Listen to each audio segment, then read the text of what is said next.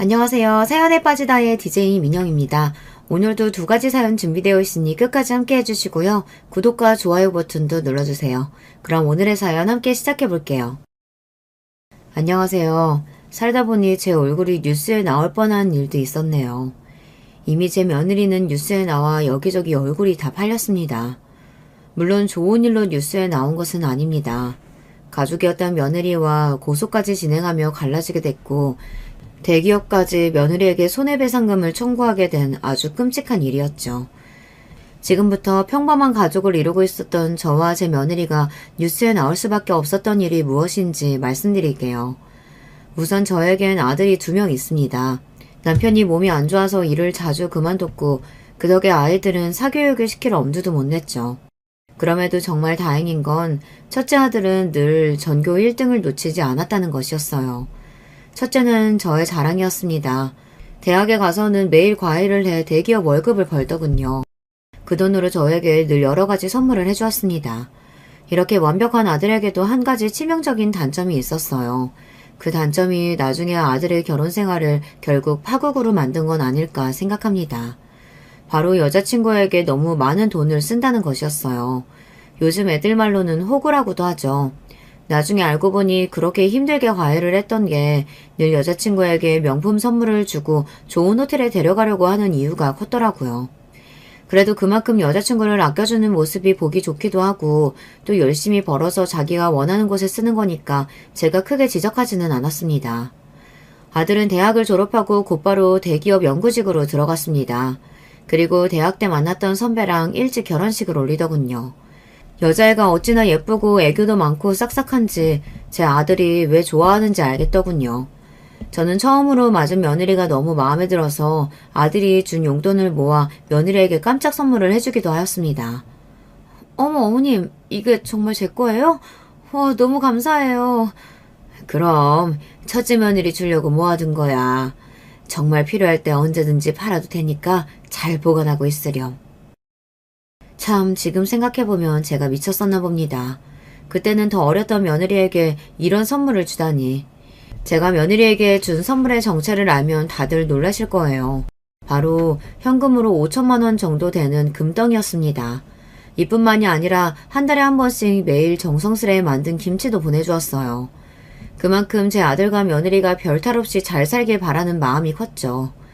그러나 아들이 결혼하고 6개월이 채 지나지 않아 신혼은 끝나버렸습니다.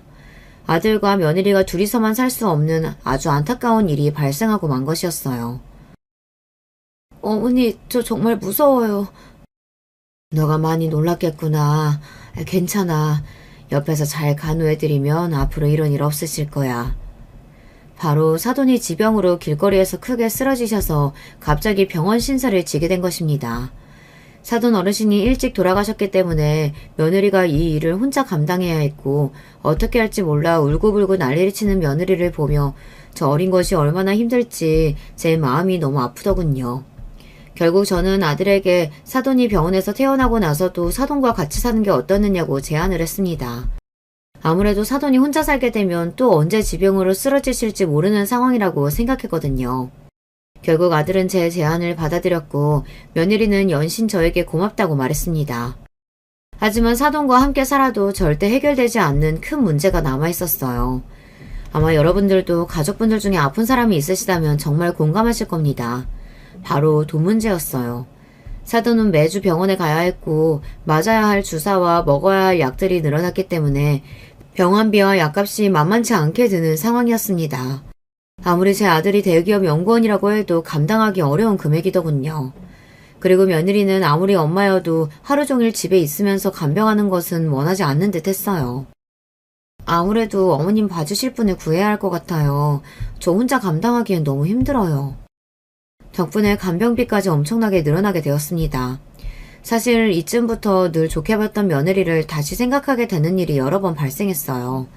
제 며느리는 아들하고 결혼하고부터 하던 일을 그만두었어요. 처음에는 살림을 한다는 핑계를 댔었죠. 하지만 그럼에도 불구하고 단 한 번도 아들의 아침과 저녁을 차려주지 않더군요. 늘 냉장고는 비어 있었고 가끔 먹다 남은 배달 음식만 쌓여 있었다고 하네요. 그리고 집안일도 아무것도 하지 않았습니다. 늘 가정주부 아주머니가 오셨기 때문이었죠. 한마디로 집에서는 손 하나 까딱하지 않은 것이었어요. 저는 이 모든 사실을 아들이 처가살이를 하고 몇 달 후에 아들과 대화하면서 알게 되었습니다. 처음 이 사실을 듣게 되었을 때 정말 기분이 좋지 않았어요. 제 아들이 힘들게 돈을 벌어오는데 며느리는 이때까지 집안일도 안 하고 요리도 안 하고 있었다니요. 그렇다면 대체 집에서 뭘 하고 있었는지 도무지 이해가 되지 않았습니다. 그래도 제 아들이 돈도 잘 벌고 착해서 그런지 이런 상황을 전부 이해하고 며느리와 싸우지 않고 잘 살고 있었고, 또 어머니가 아픈 상황이라 정신이 없는 며느리에게 이 문제를 들먹이고 싶진 않아 화가 났지만 며느리에게 아무 말도 하지 않았습니다.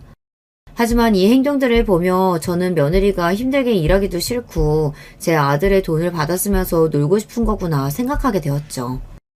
아들과 오랜만에 밥을 먹으며 이 이야기를 듣고 며느리에게 너무 실망했었는데요. 얼마 지나지 않아 그 모든 일들이 생각나지 않은 만큼 기쁜 일이 생겼습니다. 바로 며느리가 임신을 한 것이었어요. 어머니, 드디어 저 임신했어요. 이제 정말 아이 위해서 집에서 푹 쉬어야겠어요. 그럼 임산부가 힘들면 안 되지. 용돈 더 필요하면 나한테 얘기하고 먹고 싶은 거 있으면 언제든지 연락해. 내가 다 해줄게. 아유, 우리 며느리 장하다. 막상 며느리가 제 아들의 아이를 임신했다고 하니 섭섭했던 모든 마음이 사라지더군요. 그저 건강하게 아이만 잘 태어나길 바라게 되었어요.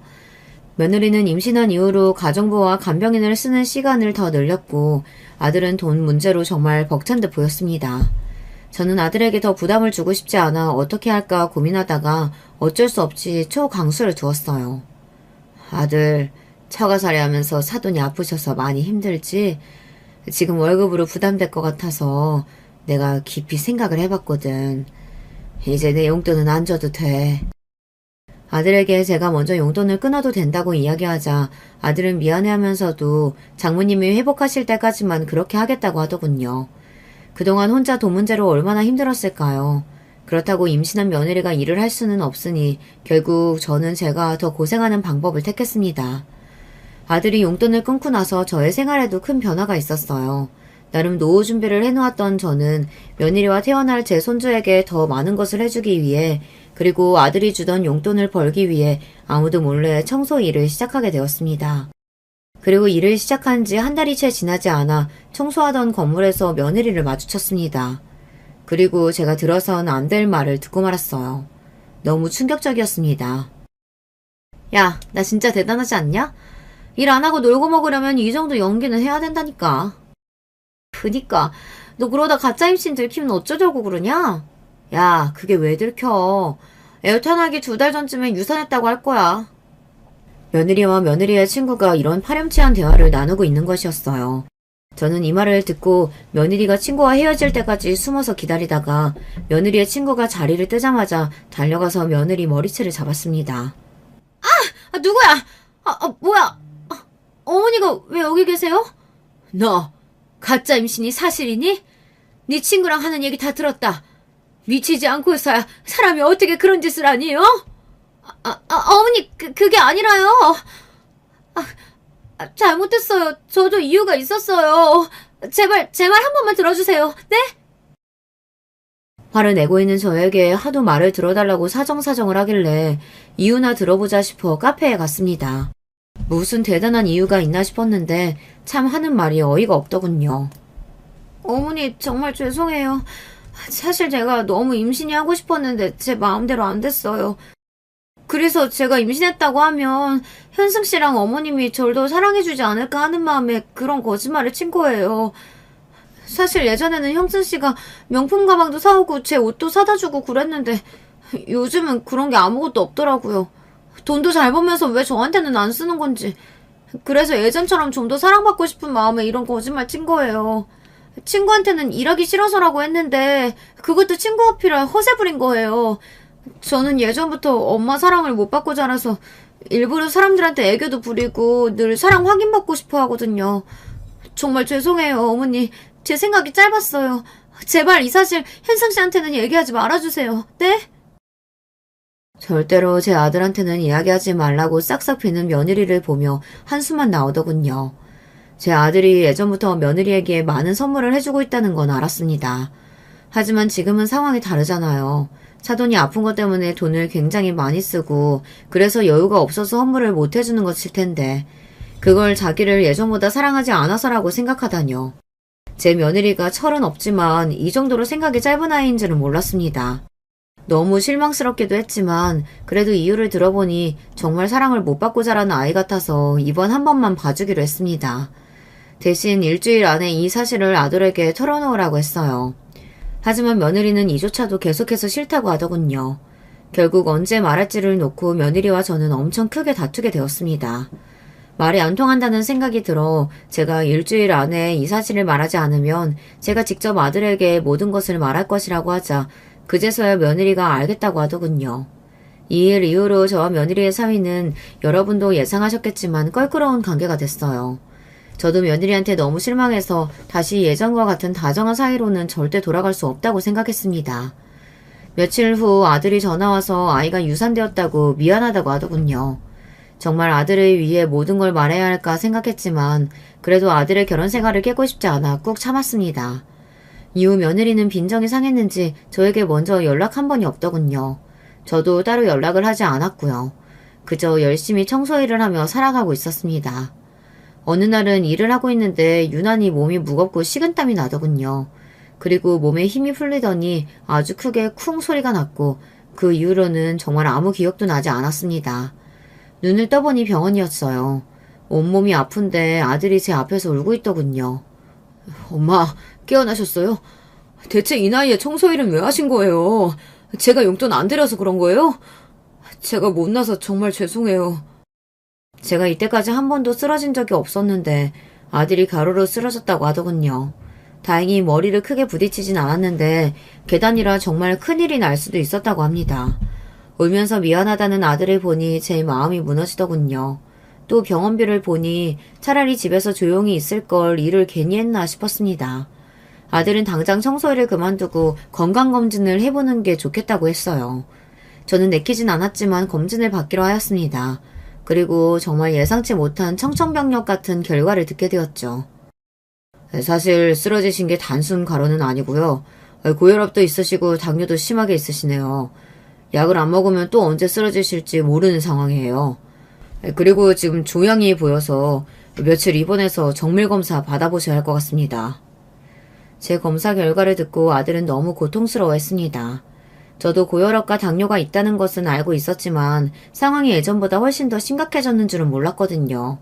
제가 예전부터 아파도 참는 게 버릇이 된 것 같아요. 정말이지 이젠 일을 하고 싶어도 할 수 없는 상황이 되어버렸습니다. 결국 저는 일을 그만둔 채 병원에 며칠 동안 검사를 받기 위해 입원을 하게 되었어요. 여러분도 나이 먹고 건강검진 해보신 적 있으시죠? 다들 아실 거예요.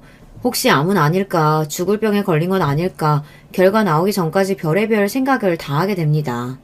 나이가 드니까 쓸데없는 생각도 많고 겁도 많아지나 봐요. 그리고 드디어 검사 결과가 나오는 날이 되었습니다. 정말 마음이 무겁고 떨렸습니다. 다행히 악성 종양은 아니네요. 고혈압이랑 당뇨 약만 잘 드시면 될 것 같습니다. 대신 나이도 있으시니 절대 무리하시면 안 됩니다. 휴, 정말 다행이었습니다. 저까지 아프면 제 아들이 얼마나 힘들까요? 저라도 건강 잘 챙겨야겠다고 다시 한번 결심하게 되었죠. 그렇게 제가 태어나는 날 아들이 갑자기 며느리 얘기를 꺼내더군요. 맞다. 어머님 요즘 지희랑 무슨 일 있으신 건 아니죠? 요즘 지희가 너무 어머니랑 통화를 안 하는 것 같아서 안 되겠다. 제가 얘기를 좀 해야겠어요. 그리고 제가 어머니 쓰러지신 거 말했는데 지희가 전화 왔죠? 그럼 지희가 곧 나 보러 온다고 했어. 걱정하지 마, 아들. 아들의 갑작스러운 질문에 당연히 그렇다고 했지만 제가 한 말은 사실이 아니었습니다. 제 며느리한테 제가 병원에 있는 동안 전화 한 통 하지 않았어요. 얼마 전 며느리와 껄끄러운 일이 있긴 했지만 그래도 시어머니가 쓰러졌다는데 인사도 안 하다니 참 무심하고 정이 없다는 생각이 들더군요. 그 일이 있기 전까지 그래도 그동안 제가 얼마나 잘해줬었는데 옛날 일들은 다 까먹었나 봅니다. 제가 먼저 연락을 할까도 고민했지만 그냥 하지 않기로 했습니다. 해봤자 좋은 소리도 안 나올 것 같고 그때는 나한테는 잘못했어도 애들끼리라도 잘 살면 됐지 그런 생각으로 며느리가 어떤 행동을 하든 가만히 있었던 것 같아요. 그리고 얼마 후 또 제 생일이라 어차피 며느리의 얼굴을 봐야 하기 때문에 그때 진지하게 이야기를 해볼까 생각했죠. 그리고 제 생일날 며느리와 깊은 대화를 하려고 했던 제 예상과는 달리 정말 어이없는 카톡 하나를 받았습니다. 어머니 잘 지내고 계시죠? 이번 생일날 저 못 가요. 그동안 저희 엄마 돌보느라 너무 힘들어서 친구들이랑 정말 오랜만에 여행 가기로 했어요. 그럼 다음에 봬요. 생신 축하드리고요. 뭐 여행 일정이 제 생일이랑 겹칠 수는 있죠. 근데 못 오면 전화 한 통이라도 할 수 있는 거 아닌가요? 그 흔한 전화도 없이 저렇게 문자 달랑 하나 보내놨더군요. 기분이 너무 나빴지만 그래도 고맙다고 대답하고 곧 있으면 명절이기에 그때는 꼭 며느리와 대화를 해야겠다고 생각했습니다. 그리고 기다리던 명절날이 되었어요. 아들, 뭐야? 왜 혼자 온 거야? 엄마 죄송해요. 이번 명절은 지희가 예전부터 잡아둔 여행이 있어서 못 온다네요. 뭐 여행? 얼마 전에 내 생일 때도 여행 간 거 아니었어? 네, 맞아요. 요즘 제가 예전보다 선물도 많이 못 사줬고 그래서 화가 좀 많이 났나 봐요. 너무 섭섭하다고 하도 난리치면서 그동안 못 갔던 여행 좀 간다길래 그냥 허락해줬어요. 제가 예전보다 많이 못 해준 건 맞으니까요. 죄송해요, 엄마. 대신 제가 명절 음식 다 사왔어요. 아들의 말을 듣자마자 정말 속이 터지더군요. 여러분, 솔직히 며느리가 제 아들한테 섭섭할 게 대체 뭐가 있나요?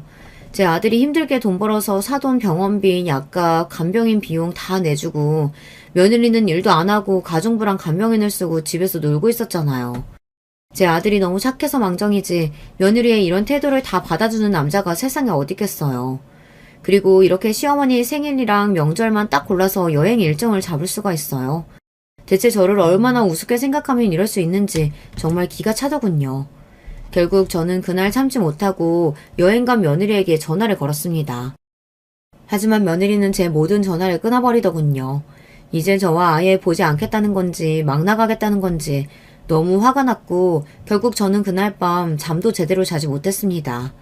며느리와 얼굴을 보고 이제는 제대로 며느리의 이런 태도에 대해 혼을 내야겠다고 생각했죠. 며느리가 여행에서 돌아오기만을 기다렸어요. 여행에서 돌아오고 며칠이 지나지 않아 제가 도저히 며느리에게 화를 낼 수 없을 만큼 가슴 아픈 일이 발생했습니다. 엄마, 이렇게 가시면 어떡해요.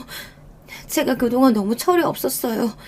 옆에서 돌봐드리면서도 제가 너무 부족했어요. 죄송해요. 이제 편히 쉬세요. 그동안 몸이 안 좋으셨던 사돈께서 심장마비로 갑작스럽게 돌아가신 것이었습니다. 막상 이런 일이 생기고 울고 있는 며느리를 보니 마음이 너무 약해지더군요. 결국 저는 이후에도 며느리를 만났지만 그동안 화가 났던 일들을 아무것도 묻지 않고 힘들어하는 며느리를 달래주었습니다. 이후 아들과 며느리는 예전처럼 둘이 살게 되었고 저는 아들에게 다시 용돈을 받게 되었어요. 며느리와는 예전만큼은 아니지만 제가 힘들어하는 며느리를 달래준다고 늘 맛있는 것을 사주면서 어느 정도 사이가 돌아오는 듯 했어요. 그렇게 모든 일이 잘 해결되는 듯 했지만 몇 달 후 저에게 또 안 좋은 일이 생기게 되었습니다. 살려주세요! 그렇게 살려다는 소리를 질렀고 그 이후에는 기억이 없어요. 눈을 떠보니 저는 또 병원에 있었어요. 다리가 너무 아파서 앉지도 서 있을 수도 없었습니다. 알고 보니 제가 어지러움을 느끼면서 쓰러졌고 계단에서 떨어져서 뼈가 부러진 것이었어요. 결국 몇 달 동안 제대로 움직일 수도 없었던 저는 병원에서 퇴원한 후에 아들과 같이 살게 되었어요. 그리고 아들과 같이 살게 된 그날부터 엄청난 눈치를 보게 되었죠. 정말 거실에 나가기가 힘들었습니다. 어머님 또 움직이실 거예요? 아까도 화장실 갔다 오셨잖아요. 제발 몸도 안 좋은데 한 번에 해결하세요. 저 좀 쉬어야죠. 진짜 귀찮아 죽겠어요. 그래. 나 때문에 너가 고생이 많구나. 미안하다. 어머니 솔직히 이제서야 한승씨랑 제대로 둘이 좀 사나보다 했는데 갑자기 어머니가 이렇게 오셔서 저희 시돈도 제대로 못 즐긴 거 아시죠? 분위기 완전 다 깨졌다고요. 눈치가 있으시면 어머님이 빨리 나오셔서 집에 들어가야 하지 않겠어요? 그리고 현승씨한테 어머님이 당장 간병인 구하라고 말씀하세요. 왜 제가 어머님을 돌봐야 돼요? 이러다가 저까지 골병 듣겠어요. 이렇게 며느리가 저를 간호하기는커녕 움직이기 불편한 저의 모든 행동에 눈치를 해주며 빨리 나가라고 대놓고 이야기하는 것이었습니다. 사실 그동안 며느리와 다툰 일, 그리고 며느리가 저를 무시하는 듯한 행동들도 너무 스트레스 받았는데 이렇게 직접적으로 말로 눈치를 주니 정말 참기가 힘들고 비참하더군요. 결국 저는 아들에게 간병인을 붙여달라고 이야기했고 아들 집에 사는 동안 방에서 쥐죽은 듯이 살았습니다. 그리고 며느리와 같이 살면서 알게 된 건데 참 피곤한 성향을 가졌더군요. 며느리는 제가 생각한 것 이상으로 게으르고 소리에 예민했습니다.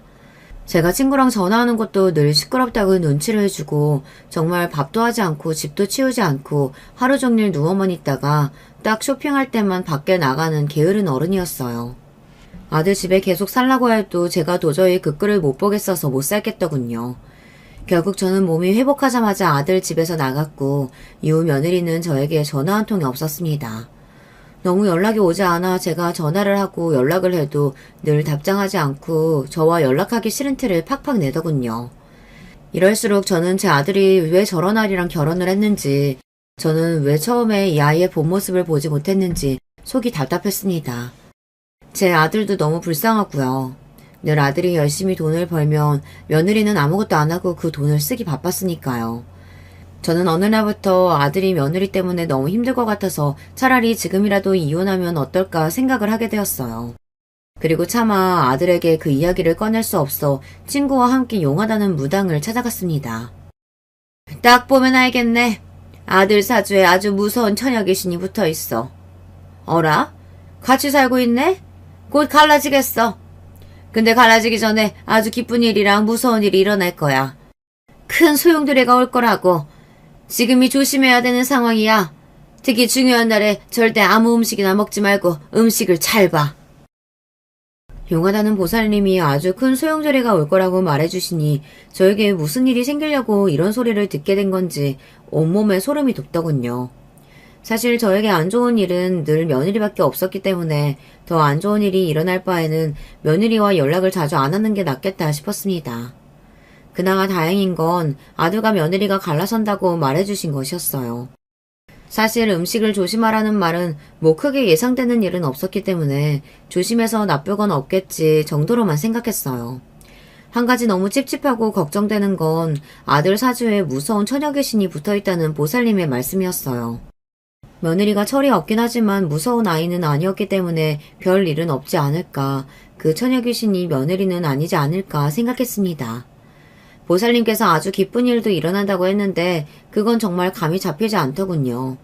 이 정도 나이 먹은 노인에게 기쁜 일이 있어봤자 그게 제 일이겠어요. 아들과 관련된 일이겠죠. 그러다가 문득 생각난 건 며느리의 임신이었습니다. 아무리 생각해도 며느리가 임신하는 것 말고는 저에게 일어날 기쁠 일은 없었거든요. 그렇게 보살님께 다녀와서 기대가 되기도 하고 찝찝하기도 한 이 감정들을 조금이라도 덜어내기 위해 별 생각 없이 집에 가는 길에 친구와 로또를 하나씩 구매했습니다. 그날 로또를 샀긴 했지만 그게 될 리가 있겠어요.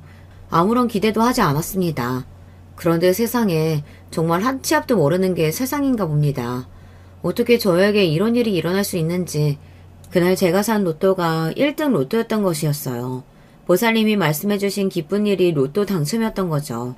저는 너무 기쁜 마음에 아들에게 바로 전화를 해서 이 사실을 알렸습니다. 아들은 그동안 제가 열심히 착하게 살아서 하늘이 준 선물이라고 하더군요. 아들 옆에 며느리도 있었는데 소리를 지르면서 너무 좋아했어요.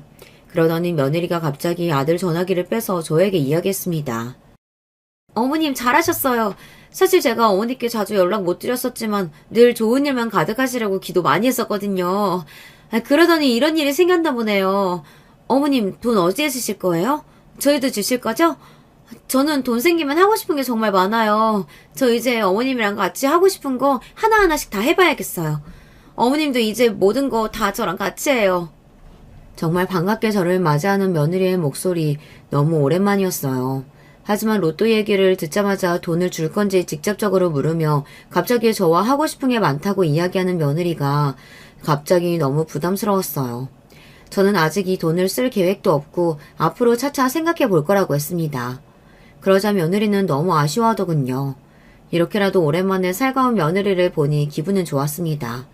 그리고 그날 이후 며느리는 저에게 매일매일 전화가 왔어요. 전화가 와서 하는 말은 대부분 이런 말이었습니다. 어머님, 오늘은 뭐 하세요? 저랑 같이 쇼핑 가실래요?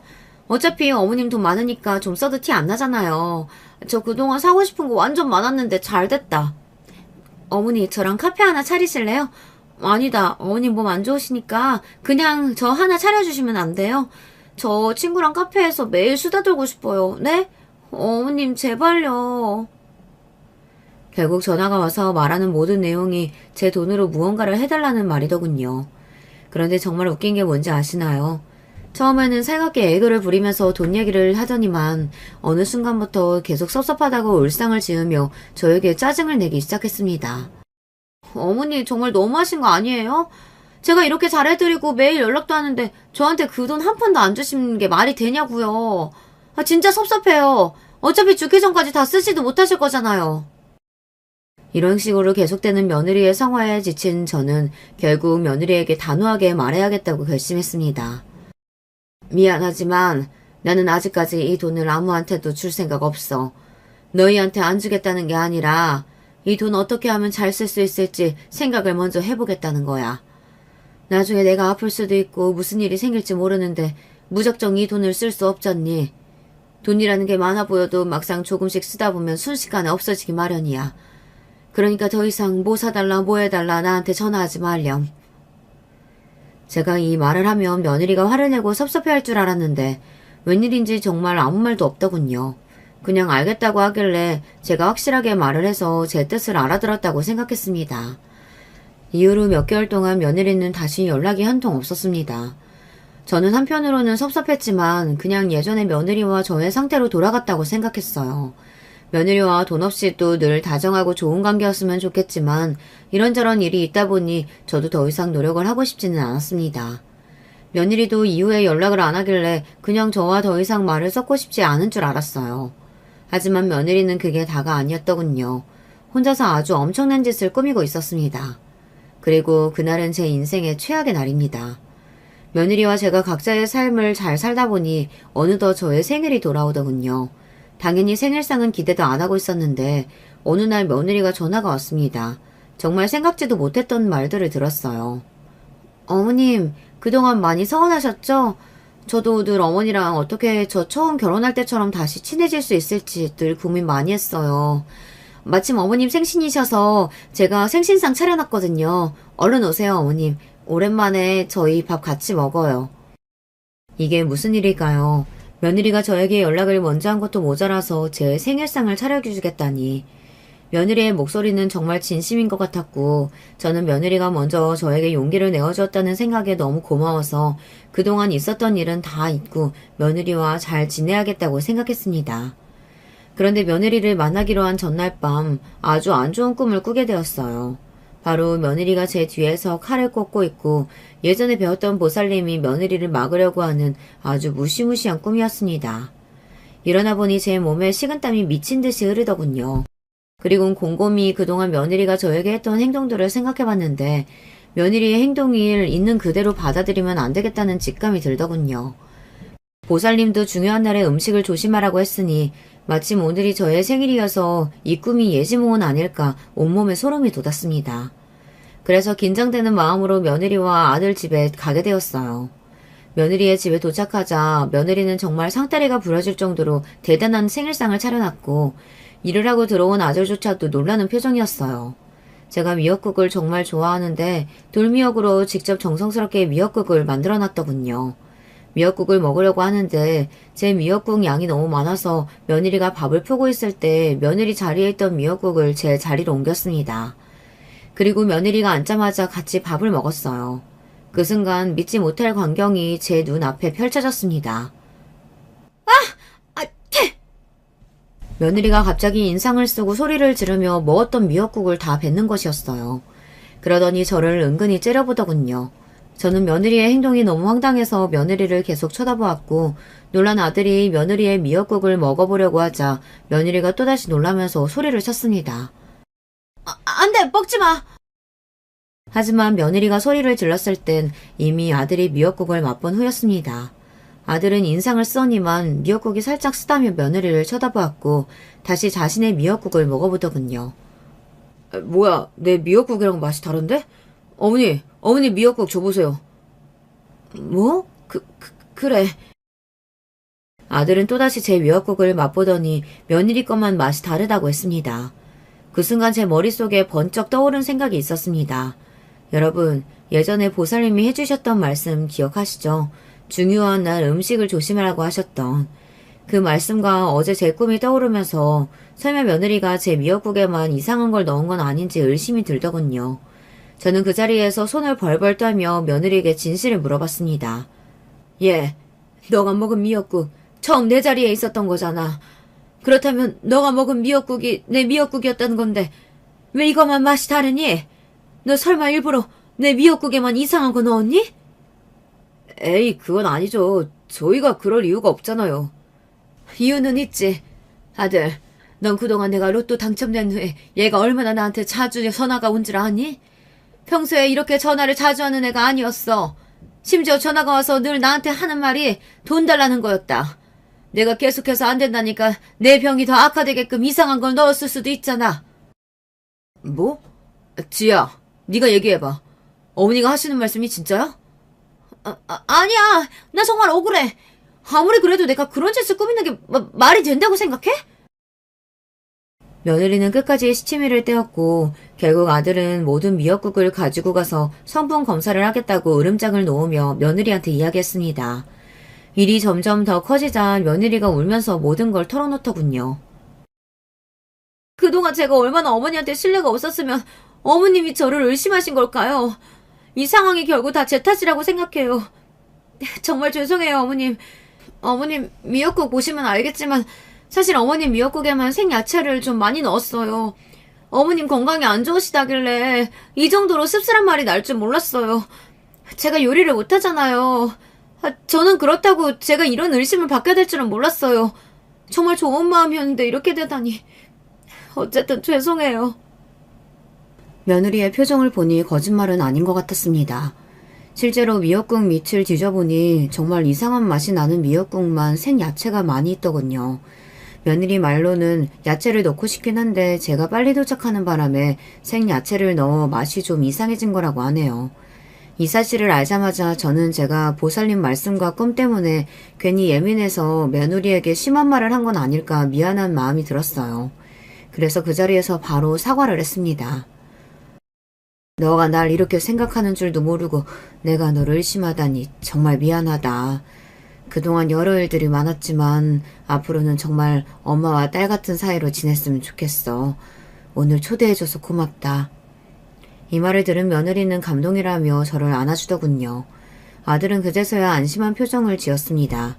집에 돌아가면서 저는 며느리에게 문자로 로또 당첨금을 나눠주겠다고 이번 주 주말에 집에 오라고 문자도 남겼습니다.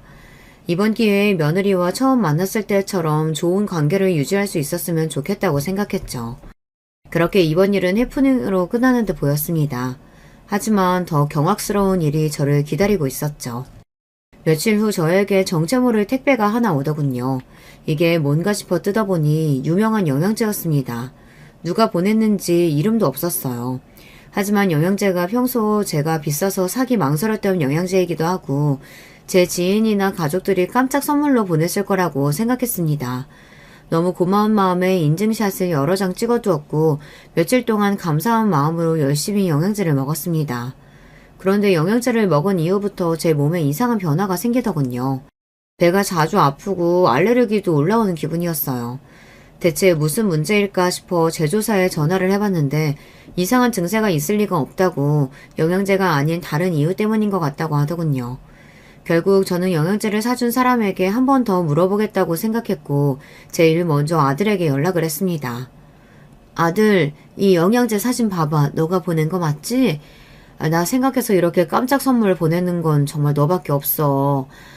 근데 이 영양제 나랑 좀 안 맞는 것 같아. 배도 아프고 알레르기도 올라오고 좀 이상하네. 어머니, 이거 제가 보낸 거 아니에요. 그리고 지금 제가 사진 봤는데 처음 왔을 때부터 이렇게 온 거 맞죠? 뭔가 이상한데요? 뚜껑을 뜯은 흔적이 있는 것 같거든요. 원래 영양제 쎄고 오면 이렇게 뚜껑이 뜯어질 수가 없는데. 그 순간 정말 온몸에 소름이 돋았습니다. 아들 말을 듣고 보니 너무 찝찝하더군요. 이 영양제를 계속 먹으면 안 될 것 같다는 생각에 누가 택배를 시켰는지 여기저기 전화해서 찾아보니 예상치 못한 이름이 보였습니다. 택배를 시킨 사람은 바로 얼마 전 미역국 사건이 있었던 며느리였습니다. 저는 너무 놀라서 아들에게 당장 이 사실을 이야기했고 그날 밤 며느리에게 전화가 왔습니다. 어머니, 그거 제가 보낸 거 맞아요. 괜히 어머님이 미안해하실까봐 일부러 제가 말씀 안 드린 거예요. 그 영양제가 좀 독해서 어머니랑 안 맞을 수도 있는데 처음이라 그렇지 계속 먹으면 아마 건강도 더 좋아지실 거예요. 저 믿고 걱정 마시고 계속 드세요. 며느리가 보냈다는 걸 알게 된 후 마음이 좀 놓이더군요. 포장은 사실 제가 뜯고 나서 사진을 찍은 건지 잘 기억이 안 나기도 해서 크게 의심하지 않았습니다. 그보다는 제가 그동안 너무 영양제도 안 챙겨 먹고 비싼 걸 안 먹어서 몸이 적응을 못하는 건 아닌가 생각했죠. 그렇게 며느리 말을 믿고 또 열심히 영양제를 챙겨 먹었습니다. 하지만 그럴수록 알레르기는 더 심해졌고 제 몸도 더 안 좋아졌어요. 그러다 보니 이 영양제의 성분이랑 처음 왔던 포장 상태가 계속 신경이 쓰이더군요. 저는 결국 아들에게 이 사실을 한 번 더 이야기했고 아들은 영양제 만든 곳에 제가 처음에 찍은 사진을 보여주며 이런 부작용이 생기고 있다고 건의했습니다. 그러자 영양제를 파는 회사에서 아주 긴 답변이 왔는데 상상도 못한 답변이었습니다. 안녕하세요. 처음 왔을 때 사진 보내주셨는데 저희는 절대 이렇게 보내지 않습니다. 누가 일부러 뜯은 것 같은 느낌이네요. 실제로 저희 제품 먹고 그런 부작용을 느끼시는 분은 거의 없어요. 혹시 모르니까 영양제 다시 보내주시면 저희가 만든 영양제가 맞는지 성분 확인해 보겠습니다. 대체 이게 무슨 말인지, 그렇다면 저에게 택배를 보내기 전에 누군가 영양제 통을 일부러 뜯어서 비슷한 다른 걸 넣어놨거나 아니면 영양제에 다른 성분을 추가했을 수도 있다는 거 아닌가요? 만약 그렇다면 대체 누가 왜 이런 짓을 한 걸까요? 이 답변을 듣고 저는 며칠 동안 아무도 믿을 수가 없었어요. 아무리 생각해봐도 저에게 이런 일을 할 사람이 없어서 처음 영양제를 보낸 며느리 짓일까 하는 의심도 들었습니다. 그리고 제 의심의 답이 얼마 후 밝혀졌습니다. 며칠 후에 영양제 회사에서 아들의 연락이 왔는데 그 연락을 받고 아들은 다급한 목소리로 저에게 전화가 왔더군요. 어머니, 영양제 회사에서 연락 왔는데 이거 진짜 영양제 아니래요. 누가 이 영양제에 이상한 걸 넣어서 어머니한테 보낸 거예요. 이거 몸에 엄청 안 좋은 성분이래요. 먹으면 안 되는 거라고요. 대체 누가 어머니한테 이런 짓을... 이건 범죄예요. 제가 당장 경찰에 신고할게요. 사실 아들의 말처럼 저도 당장 경찰에 신고하고 싶었습니다. 그런데 한 가지 찝찝한 점은 아까도 말했지만 이 영양제를 보낸 사람이 며느리라는 것이에요. 그렇다면 이 행동도 며느리가 했을 수 있다는 거 아닌가요? 생각해보면 저번 미역국 사건도 들켰을 때를 대비해서 생야채를 넣어둔 것일 수도 있잖아요. 이런 의심이 들어 저는 며느리한테 제 영양제가 바꿔치기 당했고 지금 바꾼 사람을 찾기 위해 경찰에 신고할 것이고 범인은 아주 큰 벌을 받게 될 거라고 말했습니다. 더 세게 얘기하면서 며느리를 일부러 살짝 떠본 것이죠. 그러자 제 예상처럼 며느리가 깜짝 놀라며 저를 말리더군요. 어머니, 이 일로 경찰까지 연락할 필요가 있어요? 그냥 운 안 좋았다 생각하고 안 먹으면 되죠. 요즘 택배 범죄도 많다잖아요. 어머님한테 이런 짓 할 사람도 없고 그냥 운이 안 좋았던 거겠죠. 넘어가요. 어머님 건강도 안 좋으신데 경찰조사 받으면 너무 힘드셔서 안 돼요. 이렇게 절대로 경찰에 신고하는 건 안 된다고 하더군요. 보통 가족에게 이런 일이 생기면 어떻게든 범인을 찾으려고 할 텐데 운이 나빴던 거라고 그냥 넘기자고 말하는 며느리를 보며 저는 어쩌면 며느리가 범인일 수도 있겠다 생각이 들었습니다. 이 사실을 아들에게만 몰래 이야기했고 아들은 경찰에 신고를 하며 며느리가 범인으로 의심된다는 이야기도 함께 전했습니다. 그리고 얼마 지나지 않아 드디어 범인이 밝혀졌습니다. 며느리가 아니었어요. 하지만 범인은 제가 어디서 본 익숙한 얼굴이었죠. 예전에 청소 일할 때 며느리가 가짜 임신했다고 친구에게 이야기했을 때가 있었는데 바로 그때 본 며느리의 친구가 범인이었습니다. 이 사실을 알자마자 깜짝 놀라서 경찰서에 달려갔는데 이미 며느리가 와 있더군요. 그리고 경찰서에 가는 도중에 공원에서 며느리의 소리가 들리길래 들어봤더니 참 대화가 가관이었습니다. 야, 너 진짜 돌머리냐? 너가 절대 안 들킨다며. 그래서 돈도 챙겨줬잖아. 야, 니네 시어머니가 눈치가 빠른 걸 어떡하라고. 그러게 네가 평소에 신뢰가 좀 있었으면 이런 의심도 안 받았을 거 아니야. 몰라. 이제 나 어떡하냐고. 너 무조건 너 혼자 했다고 해. 절대 내가 시켰다고 얘기하지 마. 아니면 나 진짜 망해. 바보같이 제가 듣고 있는 줄도 모르고 친구랑 이런저런 대화를 하고 있더군요. 곧바로 달려온 제 아들은 며느리를 보자마자 화를 참지 못하고 며느리의 뺨을 때렸습니다.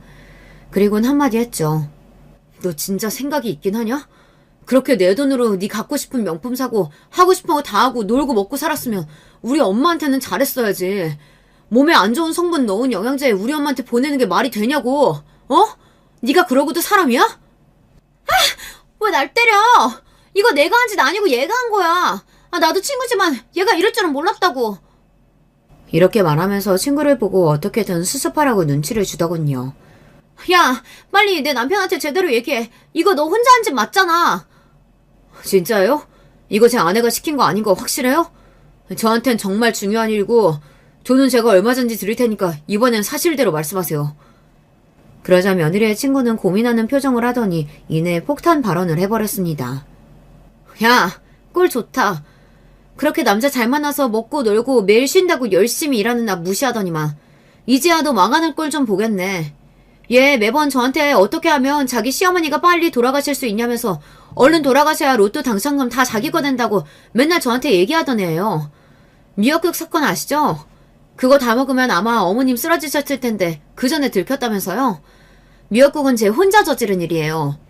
저는 얘가 이렇게 실행력이 강한 애인 줄 몰랐다니까요.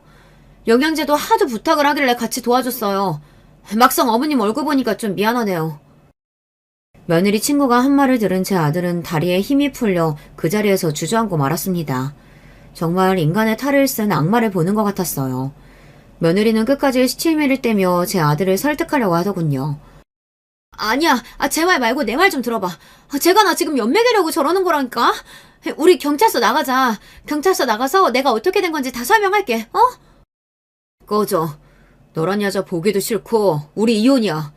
너 이거 범죄인 건 알지? 우리 엄마한테 한 짓 난 절대 용서 안 해. 그렇게 며느리와 며느리의 친구는 법의 심판을 받게 되었고 제 아들은 당연히 며느리와 이혼하게 되었습니다. 참, 저는 며느리가 처음엔 그저 철이 좀 없는 애인 줄 알았는데 이렇게 영악한 애인 줄은 꿈에도 몰랐습니다. 여러분, 그 영양제를 제가 계속 먹었다면 저는 지금 살아 있었을까요? 제 건강이 어떻게 됐을지 정말 끔찍합니다. 이 일이 있고 나서 저는 밖에서는 아예 음식을 먹을 수가 없었고 영양제나 약도 함부로 먹을 수가 없었어요. 정신적인 스트레스와 엄청난 강박에 시달리고 있었죠. 아들은 이런 제 모습을 보며 정말 미안하다며 사과를 했습니다. 스트레스가 쌓여 너무 힘든 하루하루를 보내고 있는데 누군가 모르는 번호로 연락을 해오더군요. 여보세요? 누구세요? 어머니, 제발 고소 취하해주세요. 네? 아니, 제 친구가 어머니 돈 갖고 싶어서 영양제 바꿔치기 한 거라니까요? 제발 믿으셔야 돼요. 미역국은 제가 이상한 거 넣은 게 맞아요. 근데 그거 다 먹어도 안 쓰러지셨을 거예요. 너무 돈이 갖고 싶어서 그랬어요. 근데 그거 말고 영양제는 정말 억울해요. 네? 이렇게 끝까지 자기는 억울하다고 난리를 치더군요. 저는 아무런 말을 하지 않고 전화를 끊어버렸습니다. 아들과 저는 며느리를 절대로 봐줄 생각이 없었고 앞으로 만나고 싶지도 않았거든요. 그렇게 연락도 피하고 다시는 얼굴 볼 생각도 안 했는데 예상치 못한 곳에서 며느리의 실루엣을 보게 되었어요. 바로 뉴스였습니다. 얼마 전 영양제 회사에서 여성 2명을 고소했습니다. 시어머니가 로또 당첨이 되자 돈을 갖고 싶은 마음에 영양제를 바꿔치기 해서 시어머니에게 선물한 건데요. 이 영양제를 먹고 건강에 이상이 생긴 시어머니가 경찰에 고소를 하며 이 사실이 밝혀지게 되었습니다. 영양제 회사는 이 일로 회사의 이미지가 훼손되어 거액의 손해배상금을 청구할 예정이라고 합니다. 저 뉴스를 보는데 저기에 나오는 시어머니가 바로 저라는 사실이 참 어이가 없더군요. 어쩌다가 제가 뉴스에 나오는 사건의 주인공이 된 것일까요? 그리고 정말 유명한 영양제 회사에서 손해배상금이 엄청날 텐데 늘 돈을 쓰기만 하고 벌 생각은 하지 않았던 며느리가 이걸 어떻게 감당할 수 있을까 생각이 들더군요.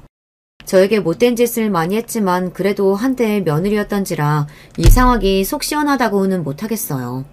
그러게 좀 착하게 살지 왜 그렇게 욕심을 부렸는지 가만히 있었다면 알아서 제가 며느리랑 아들한테 로또 당첨금을 나눠줬을 텐데 이제는 저랑 상관도 없지만 안타까운 마음은 생기더군요. 하지만 더 이상 며느리와 엮이고 싶지도 않았고 도움을 줄 생각도 없었습니다. 이후에도 이 사건으로 인해 경찰서에 가야 할 일들이 몇 번 있었답니다.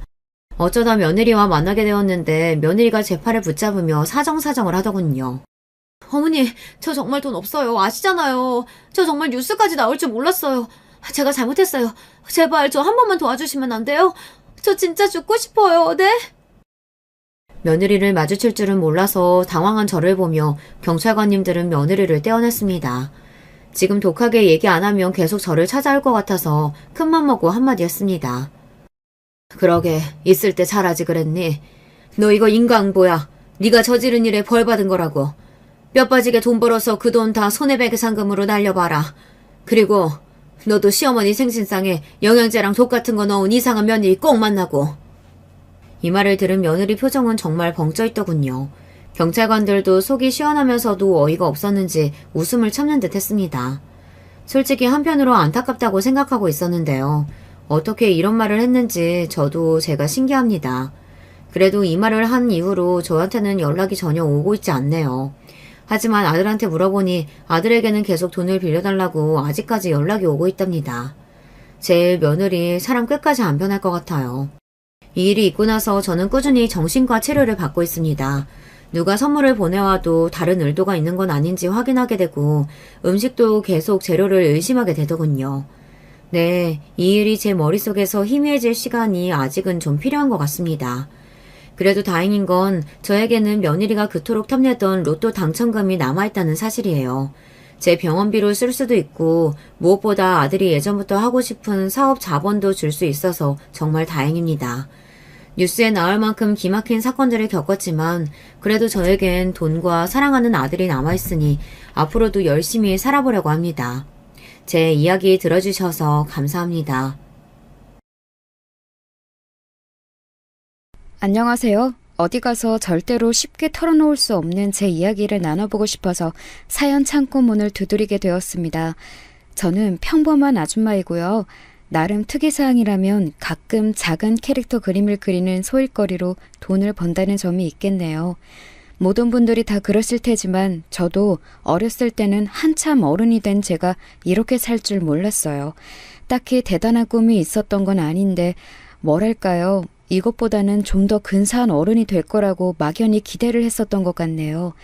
그 기대보다 못한 삶을 살고 있는 게 사실이지만 제 나름대로 주어진 현실에 감사하며 살아보려 하고 있습니다. 각설하고 제가 세 자매 중에 막내로 태어났는데요. 제가 누뚱이었어요. 친정엄마가 대놓고 저에게 이런 말씀을 하셨었죠. 이왕 뒤늦게 셋째가 임신이 되었으니 아들이기를 바랐지. 그런데 원 또 딸이 나온 거야. 그래서 네가 태어난 이후로 나하고 네 아빠하고 둘이 얼마나 집안 어르신분들 눈치를 봤었는지 몰라. 그때는 그냥 흘러들었는데 곱씹으니까 정말 섭섭하더라고요. 굳이 저에게 그런 말씀을 해주실 필요가 있었을까요? 제가 사랑을 듬뿍 받고 자랐다면 그런 비화를 알았다 하더라도 아 그렇구나 하고 말았을 거예요. 그런데 아니었기 때문에 기분이 좀 안 좋아졌죠. 저를 낳고 나서 공교롭게도 친정엄마는 건강이 확 안 좋아지셨거든요. 그래서 가족들 먹여 살리시려고 친정아빠가 일을 더 늘리셨죠. 야근을 늘 자청하셨던 걸로 알아요. 반찬 같은 걸 만들어 주시려고 외할머니께서 당시에 자주 와주셨는데 어린 저에게 어찌나 눈치를 주셨었는지 모릅니다. 기억나는 말씀 중 하나가 저건 왜 태어나서 일을 번거롭게 만드냐 였네요. 그래서 저는 항상 가족들을 향한 애증 비슷한 감정이 늘 있었어요. 사랑하지만 그만큼 복잡한 감정도 늘 동반되었던 것이죠. 그리고 아마 여러분도 사춘기 시절에 부모님이나 집안 어른들을 보면서 이런 식의 반항심을 품어보셨을 텐데 제가 자주 되뇌이던 말이 이거였어요. 두고 봐. 나는 절대 엄마 아빠처럼 안 살 거야. 나는 커서 엄마 아빠처럼 자식에게 막말하고 상처 주고 이런 부모가 되지 않을 거고 이런 환경을 주지도 않을 거야. 나는 저렇게 안 살아. 절대 부모님을 닮아가지 않겠다는 굳센 다짐이었죠. 여기서 밝히는 점은 저희 친정집에 조금 특이한 내력이 있다는 건데요. 친정 부모님은 각자 20대 중반의 나이에 결혼을 하셨어요. 그 당시로 봐도 조금 일렀는지 주변에서 왜 이렇게 일찍 가냐며 한마디씩 했었다네요. 그리고 제가 막내라서 위로 언니만 2명인데요. 희한하게 언니들이 결혼을 다 일찍 했어요. 둘 다 20대 초중반의 나이에 시집을 갔습니다. 이게 신기하죠? 집안 내력인가 봐요. 저는 학창시절에 그렇게나 부모님하고 다르게 살 거다라고 외쳤었고 언니들이 일찍 시집 가는 것도 못마땅하게 봤었는데 그럼에도 저 역시 일찍 결혼을 하고 말았습니다. 정말 미칠 노릇이에요. 이게 제 사연이니까 솔직하게 적어보자면요. 일찍 결혼해서 여자로서 이득을 본 거, 좋았던 거 없다고 봅니다. 아가씨 시절을 더 즐겼어야 했는데 아쉬울 따름이에요. 왜 그렇게 홀린 듯이 결혼을 확 해버렸는지 모를 일이에요. 바라건대 제발 제 자식들은 최소 30살 이상이 되어서 결혼했으면 좋겠네요. 젊음은 젊은이들에게 주어지기에는 너무 아깝다는 어느 유명한 팝송 가사를 봤을 때 제가요, 제 이마를 진짜 세게 때렸습니다. 그 표현이 너무 놀라웠거든요. 사람들 생각하는 건 다 똑같구나 싶기도 했고요. 너무 미숙하고 인생 사는 법을 잘 모르고 이런 젊은이들에게 인생에서 가장 싱그러울 젊음이라는 게 주어지는 건 아까운 것 같아요.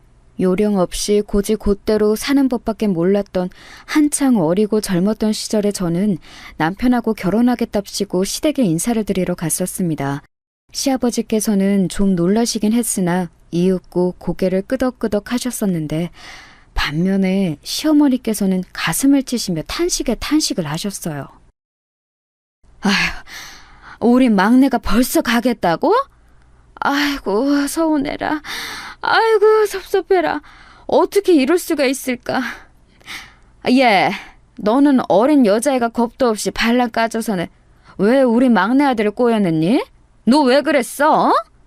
아직 우리 막내 한창 때인데 왜 결혼하자고 네가 꼬여낸 거야? 네? 저요? 저는 그냥 오빠하고 너무 좋아서 그냥 빨리 결혼하면 좋을 것 같아서요. 뭐야? 그냥? 그냥이라고? 이걸 확 그냥 겨우 그딴 이유로 우리한테서 귀한 막내 아들을 채가지 마. 맹하게 생겨가지고 이런 것들이 독하게 생긴 것들보다 더 무섭다더니 우리 막내를 단단히 홀려먹어? 저기 죄송한데 홀린 건 오빠가 아니라 저 아닐까요? 오빠가 저에게 확신을 주니까 제가 아직 어린 나이에도 불구하고 결혼하기로 결심을 한 거죠. 제가 울컥해서 소심하게 대꾸를 했었는데 시어머니께서는 일을 가셨고 옆에서 시아버지께서 창피해 죽겠다는 표정으로 그런 시어머니를 조심스레 말리기 시작하셨어요. 시어머니께서 계속 이렇게는 못 뺏긴다라는 말씀을 반복하셨거든요. 그리고 남편은 요지부동이었죠. 시어머니께서 열변을 토하시든 그러다 각혈을 하시든 말든 마치 도 닦은 수도승 마냥 무감각한 표정으로 있을 뿐이었어요. 남편이 좀 내향적인 사람이었고 표현이 적은 사람이었으나 저렇게 무감각하게 굴 사람까지는 아닌 것 같아서 저는 그때 몹시 의외라고 느꼈는데요. 약간의 비화가 알고 보니 있었습니다. 남편 집안도 저희 집안처럼 자식이 셋인데요. 저처럼 남편도 셋 중 막내예요. 그리고 위로는 형, 누나 이렇게 둘이 있죠. 그런데 희한하게 새남매 중에서 당시 시부모님을 금전적으로 용돈 드리면서 챙기고 있던 자식은 막내인 남편이었어요. 그 외로 자주 들여다보면서 생활용품이라든지 이런 거 사드리고 전반적으로 보는 건 남편의 누나인 시누이가 하고 있었고요. 그러니까 시부모님으로서는 당신들을 열심히 봉양해야 할 막내 아들이 일찍 장가를 든다니까 챙김을 못 받으실까 봐 그게 염려되셨던 겁니다. 시부모님 두 분이 경제활동이 어려우셨냐고요? 아니요. 집안끼리 또 공통점이 있는데 그건 시부모님 역시 일찍 결혼하신 분들이라는 거예요. 그래서 당시에 두 분은 고작 50대 초반이셨습니다. 그런데 뭔 용돈을 자식이 꼬박꼬박 챙겨드려야 한단 건가요? 사지도 멀쩡하셨던걸요. 50대면 남녀 불문 한창 일을 할 나이잖아요. 60대는 되어야 경제활동에서 물러나는 게 자연스러운 풍경이고요. 그래서 어이가 없었습니다. 그리고 남편이라고 해서 뭐 혼자 희생하고 그런 게 좋았겠나요? 아니었죠. 시댁은 절대 경제적으로 풍족한 집안이 아니었고요. 유복하게 산 적이 한 번도 없었다고 남편이 그러더군요. 일찍 결혼해서 자식들 낳으셨으면 그만큼 열심히 버셔야 하는데 시부모님의 사상이 참 특이하게 느껴졌네요. 남편도 일찍 결혼했지만 시누이도 일찍 결혼을 했습니다. 마치 일찍 결혼하는 건 집안의 내력이라는 걸 뒷받침하던 말이에요. 오히려 결혼 정년기를 맞이하도록 장가를 안 들고 있었던 남편의 형인 아주버님께서 집안 내력에 비춰봤을 때는 특이한 분이셨습니다. 듣자 하니 공부를 하시느라 그렇게 늦으셨다고 해요. 대학원까지 나오셨거든요. 그런데 시댁이 잘 사는 것도 아니고 시부모님께서는 일찍이 경제활동에서 물러나셨는데 대학원까지 다니는 돈은 어디서 났냐고요? 시누이가 부잣집에 시집을 가서 그랬을까요? 아니죠. 아니었어요. 남편이 그 돈도 다 댔던 겁니다. 자기 형 뒷바라지를 했던 것이죠. 나는 오빠가 지금까지 가족들한테 엄청 잘하면서 사는 막내인 줄로만 대충 그렇게 알고 있었는데 그런 것까지 다 해줬을 줄은 몰랐어. 이런 표현 써도 되는지 모르겠는데 오빠 혹시 집에서 봉 아니야? 그렇게 눈치 보면서 말할 거 없어. 나도 내가 봉이라고 생각하고 있으니까. 전에는 이런 식으로 생각 안 했었는데 작년부터 아예 아버지하고 엄마하고 두 분 다 일을 전혀 안 하시는 채로 집에만 눌러 앉아 계시고 나한테만 손 벌리시려고 들고 형이랑 누나보다는 나를 너무 만만하게 보시고 자꾸 이렇게 되니까 사람 마음이라는 게 내가 우리 집에서는 봉이구나 이런 생각이 딱 들더라. 오빠, 우리 결혼하고 나면 우리끼리 똘똘 뭉쳐서 잘 살아보자. 그간 오빠가 가족들 잘 챙기는 거 언뜻 보고 들어서 내가 잘 알고 있는데 결혼하고 나면 내가 오빠 대신해서 아버님 어머님도 잘 챙겨드리고 그러면서 우리 밥그릇은 알아서 딱딱 챙기고 이렇게 살도록 열심히 노력해볼게. 말만 들어도 힘이 난다. 역시 너를 만나서 결혼하기로 한 건 내 인생에서 가장 잘한 일이었어. 내가 진짜 앞으로 다른 건 몰라도 한눈 안 팔고 너 하나만 보면서 살게. 내가 이건 진짜 약속한다. 제가 집안의 늦둥이 막내이기는 하나 동시에 미운 오리 새끼 같다는 느낌을 스스로 지울 수 없었기에 연애 때부터 시작해서 결혼하기까지 저에게만 딱 애정을 쏟아주는 남편을 보면서 애정에 충족되는 걸 느꼈어요. 이런 충족감에 홀려서 제가 이른 나이에 결혼을 안 하겠다는 스스로의 옛 다짐도 저버린 채 결혼을 해버렸던 것이지요. 하여간 남편이 당신들을 뒷전으로 밀어버리고 자기 가정에만 최선을 다할까봐 시부모님께서는 그게 영 못마땅하셨던 건가 봅니다. 특히나 시어머니께서요.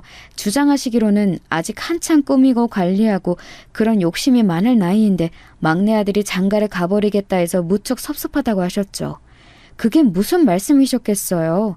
넉넉하지 않은 형편에도 남편 하나 봉으로 잡아서 유유자숙하게 나름 지내시는 재미에 푹 빠지셨는데 이제 그건 못하게 되실 것 같으니까 안타까워서 환장하겠다는 의미였지요. 남편이나 저나 흔들리지 않고 결혼을 향해 나아갔고 저희 가족들은 좀 당황하기는 했어도 우직하고 성실한 인상의 남편이 믿음직스럽다면서 흔쾌히 허락을 해주었습니다. 시부모님이 관건이었는데 마지막까지 시어머니께서는 저를 이런 식으로 회유하려고 드셨었죠. 너무 그렇게 일찍 결혼하는 것도 주변에는 천박하게 볼 수가 있어. 애가 들어선 것도 아닌데 굳이 이렇게 서두를 필요가 있겠니? 조금 더 신중하게 생각하면서 만나다가 내 후년쯤에 시골리면 좋겠구나. 더 이상 대화가 안 통할 것 같아서 저는 다른 수를 썼습니다. 시댁에 남편 말고도 이미 한 사람 더 있었잖아요. 일찍 결혼한 사람 바로 시누이였죠. 제가 시어머니의 말씀을 남편에게 전했고 남편은 그걸 또 자기 누나에게 전했습니다. 엄마! 일찍 결혼하는 게 천박한 거라고 주변에서 다 욕하는 거라고 그런 식으로 제욕하셨다면서요? 내가 언제? 너 결혼해서 잘 살고 있는데 내가 왜 너를 보고 그런 말을 하겠어? 그건 너한테 한 게 아니라 네 동생한테 한 거야. 그게 그거죠. 저라는 예시가 있는데 굳이 그런 말씀을 하신 그 저희가 뭐겠냐고요. 제가 못마땅하셨던 거죠? 참나. 저번에는 남들은 돈 잘 버는 사위, 대기업 다니는 사위 봐서 떵떵거리며 산다는데 이런 타령을 내도록 저 들으라고 하시더니 정말 너무하시네요. 엄마가 저한테 재산을 물려줬어요? 아니면 공부 잘하는 머리를 물려줬어요? 하다못해 외모라도 예쁘게 낳아줬어요? 아무것도 안 해줬으면서 왜 이렇게 바라는 것만 많으세요? 제발 드라마 좀 그만 보시고 현실을 사세요. 왜 자꾸 부잣집 사모님 흉내내는 망상에 빠져서 사시냐고요. 애들 키우느라 요즘 가뜩이나 피곤해 죽겠는데 엄마까지. 짜증나. 부잣집 사모님 흉내내는 망상? 아니 너 어떻게 네 엄마인 나에게 그런 망발을 짓거릴 수가 있어? 아이고 내가 인생 헛살았다. 자식 농사를 잘못 지었어. 모녀가 불같이 싸웠는데 거의 시누이가 일방적으로 쏟아내는 격이었습니다. 저는 위로 언니가 둘 있었기 때문에 시누이 같은 유형을 잘 알았어요. 헌신적이고 가족이가 강하지만 다혈질적인 면모가 있고 눈이 돌면 배는 게 없는 성격이었습니다. 가만히 두면 조용하지만 잘못 건드리면 폭발하는 폭탄이었죠. 남편이 연애할 때 항상 그랬어요. 누나가 잘해줄 때 잘해야 한다고 말입니다.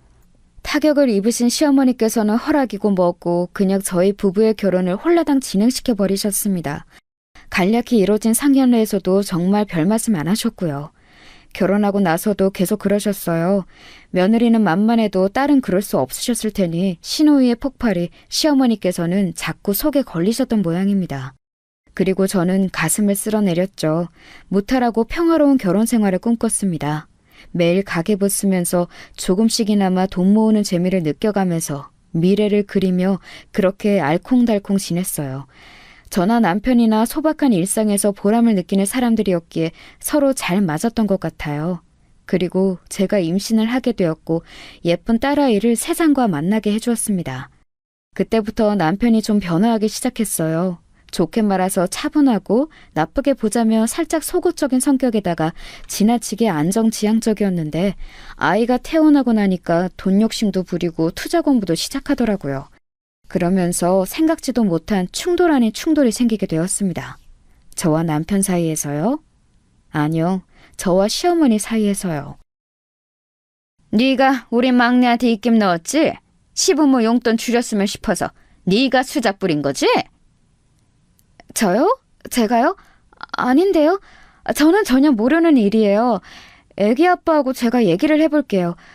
그런데 어머님, 애기 아빠가 돈 계산을 요즘 들어 악착같이 하고 있는 사람이긴 하지만 두 분께 드리는 그 용돈 액수를 막 줄이고 그럴 사람은 아닌 것 같은데요. 뭔가 오해가 있으신 거 아닐까요? 이체가 잘못됐을 수도 있고요. 너 나 약 올리니?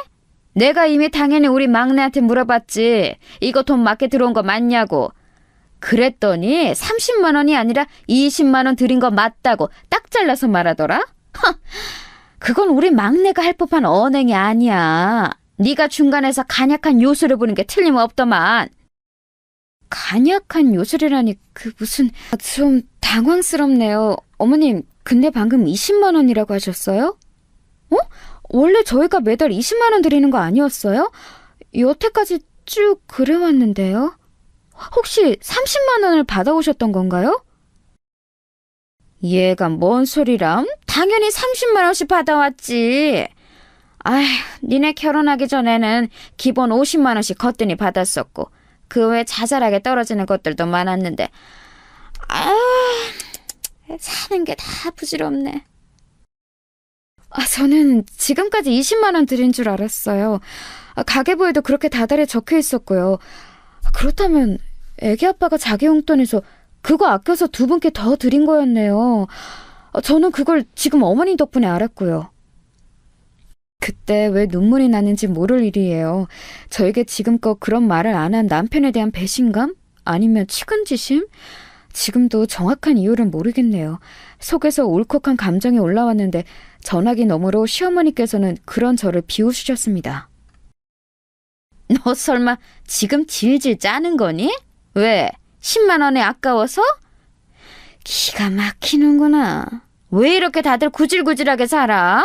아이고 꼴보기 싫어라. 10만 원 도로 올려달라고 하고 싶다가도 그런 맛이 뚝 떨어지네.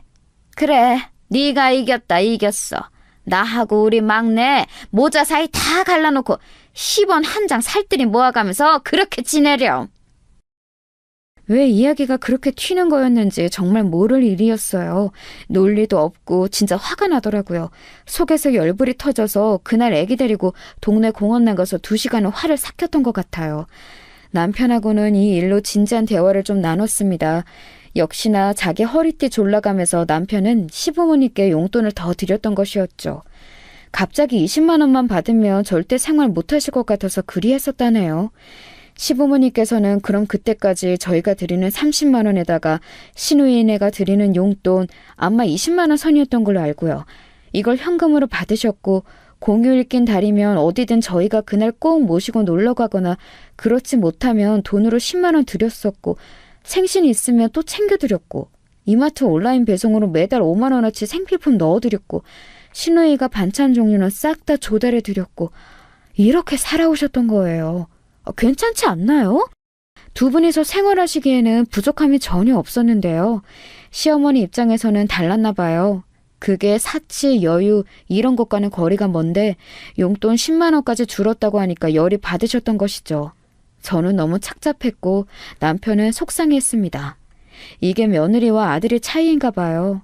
저는 자식 부부들의 정성을 몰라주는 시어머니의 태도에 착잡했건만 남편은 달랐죠. 늘 풍족하고 여유가 넘치게 살고 싶어 하셨는데 그 마음 내가 알면서도 모른 척할 때가 많았어. 내가 그렇게 해드릴 수 없는 자식이니까.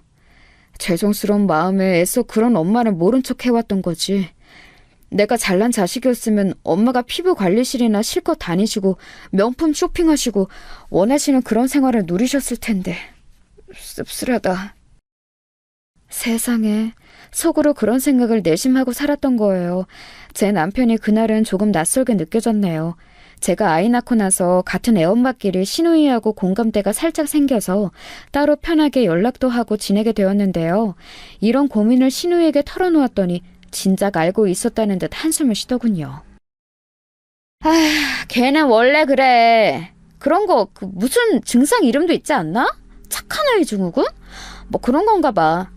우리 오빠는 옛날부터 공부벌레 범생이라서 딱 벽을 치고 사는 느낌이지 나는 성질머리 있어서 쉽게 못 건들지. 그러니까 우리 부모님은 막내가 가장 편하셨던 것 같아. 그런 만큼 자꾸 기대를 하시고 바라는 것도 많으시고 그러다 보니 세월이 흘러서는 이렇게 되었네. 나는 세상에서 가족만큼 복잡한 관계는 없다고 생각해. 그 안에 얽힌 이야기며 감정이 너무 복잡해. 저도 그게 뭔지 알 것 같아요. 저는 세상에서 가장 애틋한 사람이 저희 친정엄마인데 가장 애정어린 사람도 친정엄마이거든요. 가장 불편하면서도 편한 게 친정 식구들이고요. 시누이하고 이런저런 얘기를 나누면서 앞으로를 함께 다짐하기도 하였죠. 가진 것에 비해 바라는 게 많고 본인은 하지 않으면서 남이 해주기만을 하는 사람, 바로 저희 시어머니이자 시누이의 모친. 그분을 어떻게든 떠안은 채 변하시기를 바라며 잘 살아보자고요. 이때까지만 해도 아주버님은 안중에도 없었어요. 무슨 연구직 같은 걸로 일을 하고 계셨는데 혼자 조용히 자취를 하며 결혼 자금을 모으는 것만으로도 벅차다나 뭐라나? 그러고 계셨거든요. 시부모님께 효도하는 데 있어서 아주버님의 참가는 늘 미미한 정도였답니다. 그런데 이게 웬일인가요? 시댁에 급격한 변화가 일어나게 되었는데 그 주범이 아주버님이셨어요. 드디어 결혼을 하시게 된 아주버님, 그 상대가 무려 의사였습니다. 저하고 남편도 깜짝 놀랐는데 시부모님께서는 어찌셨는지 안 봐도 화나지요? 거의 기절할 땐 놀라시면서 기뻐하셨습니다. 특히 시어머니께서는 감격의 눈물마저 흘리셨죠. 이게 꿈이냐 생시냐? 우리 집안의 의사 맏며느리? 천지신명이시여 열심히 착실히 성실히 산 그 보답을 지금 받게 해주시는군요. 감사합니다. 정말 감사합니다. 앞으로 착한 마음으로 살겠습니다. 세상에 이바지를 하며 살겠습니다. 시댁의 작은 베란다에서 물 떠놓고 그런 기도를 올리셨어요. 그거 보여주시려고 저를 부르셨던 것인가 싶어서 좀 당황스러웠네요. 제가 어색해서 엉거주춤 있으려니까 시아버지께서 다가오시더니 흐뭇한 얼굴로 저에게 귓속말을 하셨습니다. 저거 내가 새벽같이 산에 올라서 떠온 약수야, 약수. 산의 전기를 흠뻑 받은 물이지. 그러니 저기에다가 기도를 올리면 얼마나 효염이 있겠어? 후딱 결혼식까지 올리기로 결정난 마당이니 앞으로를 위한 기도를 지금 올려야 순서가 맞지. 나중에 알고 보니까 그 의사 형님 집안이 독실한 불교 집안이더라고요. 그리고 산에 올라가 기도드리는 걸 중요하게 생각하는 집안인 것 같던데, 그래서 그렇게 물을 떠다 놓고 시부모님께서도 기도를 하셨던 모양이었죠. 저는 이런 걸 안 보고 자라서 낯설었고 그래서 별 생각도 없었어요. 시어머니께서 기도한 자리를 저보고 말끔히 치우라고 하시기에 그대로 했죠. 자리 정리하고 그릇 설거지까지 싹 마쳤더니 화장실 다녀오신 시어머니께서 기함을 하셨습니다. 너 이게 뭐 하는 짓이야? 이 귀한 물을 설마 다 쏟아버린 거야? 이런 정신 나갈 것을 보았나? 너 어떻게 책임질래? 그 물 버리면 안 되는 거였어요? 왜요? 기도 끝나신 거 아니에요? 중요한 것만 말씀을 해주시지. 다 치우라고 하셔서 저는 그냥 다 치운 건데. 이것 봐라. 또 얼빵한 척하면서 사람 복장을 뒤집어 놓네? 내가 너 처음부터 그 모양 그 꼴이어서 마음에 안 들었어 이거사. 니까짓게 우리 의사 맏며느리 들여오는 길에 초장부터 흠집 내어놔? 갑자기 불같이 화를 내시면서 제 머리채를 확 쥐셨습니다. 그러더니 불호령에 맞춰서 제 머리채를 마구잡이로 흔드시는 게 아니겠어요? 저는 두피도 너무 아프고 눈앞도 빙글빙글 돌아서 죽을 맛이었죠. 잠시 후 시어머니의 손에 한 움큼 있는 제 머리카락을 보자 눈물이 막 나왔습니다. 그랬더니 저보고 또 쓸데없이 질질 짠다면서 호통을 치시더군요. 결혼 전에는 이렇게 막 무례하게 구셨다가 한참 동안은 또 조용하셨다가 갑자기 이렇게 다시 돌변하신 이유, 앞만 봐도 의사 형님의 존재 때문이었습니다. 기세 등등 이제 저희 부부의 미약한 원조 따위 필요 없다는 것이고, 그러니까 이제 실컷 어른 요새 떠시면서 저를 부려먹겠다는 심보이셨어요. 너같이 구질구질한 것도 며느리라고 내가 품어주고 보듬어주고 무조건적으로 포용해주고 그렇게 지내왔지만 앞으로는 조금 달라져 볼까 싶구나. 고부관계의 질서 정리가 필요한 시점이야. 그리고 동서지간의 서열 정리도 옳게 이루어지는 쥐엄한 우리 집안이 되었으면 한다. 당초에 언제 시어머니께서 저에게 그렇게 잘해주셨다는 건지 의문이었습니다.